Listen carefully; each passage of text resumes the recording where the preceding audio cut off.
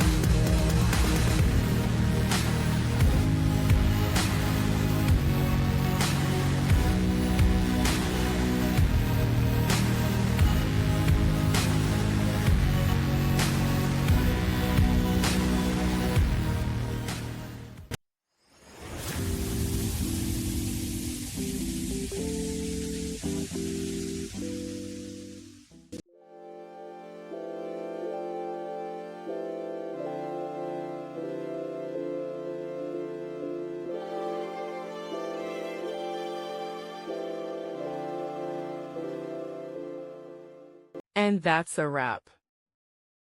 I hope you found the answer you were looking for. If you did, take a second to hit that subscribe button. It really helps out. And let me know in the comments which solution worked best for you. See you next time in the debug zone.